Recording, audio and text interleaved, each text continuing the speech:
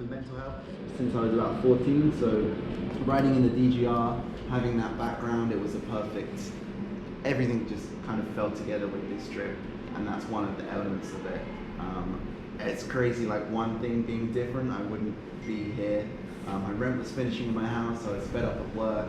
Been planning all of these smaller bike trips that never happened because I was working too much, and I was literally sat at work, never thought about adventure motorcycles or doing a big kind of crazy trip on a bike. Read an article about the guy that currently has the world record, realized I could beat it, and that was probably the only way that I was going to get to see some of these places on a motorcycle. I just decided to do it. 10 months later, I was leaving from London. So yeah, here we are, 48,000 miles later, having ridden from London through Europe, Russia, Kazakhstan, Iran, Pakistan, India, Southeast Asia, across Australia to Chile, from Chile up through South Central America and Mexico. I've been bouncing around America for the last couple of months. And this is my last stop before I fly back to Portugal and ride from there back home. So I have about a month left. But yeah, there's been some crazy stories along the way. I slept in a prison in Pakistan.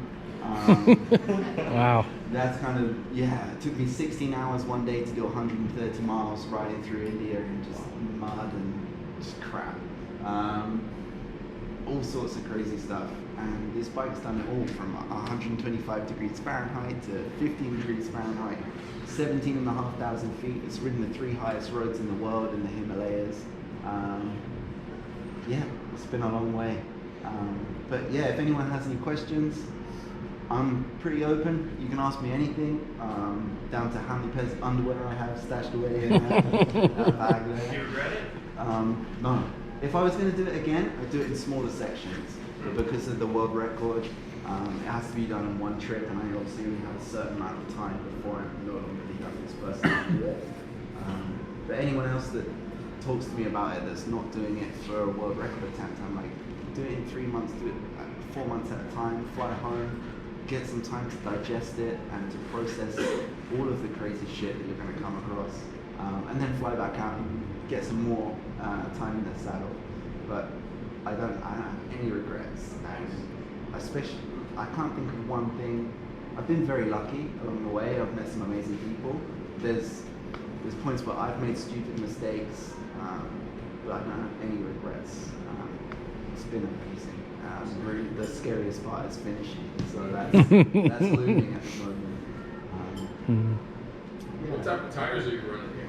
So most of the time I've been running the Pirelli Scorpion Rally STRs, which is what's on the front. I changed them in Portland, and they only had the Rally non-street versions. They burnt out in like 2,000 miles.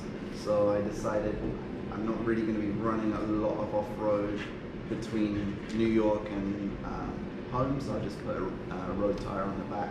So that's the Bridgestone Battle Axe, I think. I've never run one of them before. It's okay. I love the Pirelli Scorpion Rally STRs because they're so sticky on the road. You can ride them like a normal street tire.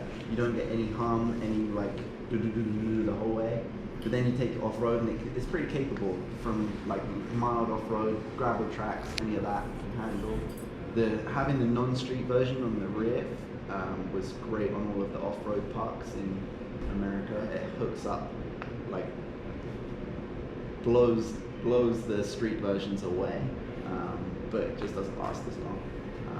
So it's been a bit of a compromise, but yeah, this is cool. I mean, you can turn it into a supermoto if you want to. Yeah. What was the diciest? I had a really dicey week. A really dicey week. So I'd ridden through Iran. You have to bring in all the cash that you want to spend because you can't get money out there. It's not part of the centralized banking system. I got delayed leaving Iran because of a religious holiday that meant I couldn't cross the border, so I ran out of cash. And I slept the night in the customs office, and the next day I crossed into Pakistan. I woke up at like 7 a.m, raring to go. Let's get it done, let's get moving. None of the customs officers woke up until 12 o'clock. So I didn't cross over the border until about 12:30, 1. You have to have an armed escort through the whole of that first region in Pakistan. So we're sorting that out. Meanwhile, I'm asking if there's a bank open because I've got no money, and they're saying all of the banks are shut for the religious holiday because they're both Muslim countries, so the same religious holidays both sides. The only way I could get cash out was to go to a teller. The ATMs only took local cards, and they're all shut. A random person listening in on the conversation I'm having with the customs officer and asked him, he translates it, and this random guy gives me a 2-litre bottle of water and 1,000 rupees, which was enough for a tank of gas. So I start following the armed escort, which is basically two tribal policemen with AK-47s in a pickup truck driving in front of you. Was that like Waziristan or? Baluchistan. So I'm following them. They stop every 50 miles to change over. It's like a little relay, and they'll pass you on to the next one and ride back to their station and you carry on. Because I crossed over so late, we didn't make it to Quetta, which is the capital city of that region, so I had to sleep in the prison, get introduced to all the prisoners. The only person that spoke English was a guy in there. There was a student and ended up murdering someone, so he's translating. Everyone was so friendly. It's really surreal. And there's a 10-year-old boy running around getting everyone tea and coffee and little sweets, and he'd been arrested for wearing a suicide vest. But everyone was just so nice and like chatty. I slept on the roof of the prison. The next day we got to Quetta. I got cash out. But the hotel, there's 2 hotels you can stay in Quetta, the Bloom Star and then one called the 4-star hotel, which is really expensive. So I stayed in the Bloom Star, which was worse than the prison. Ate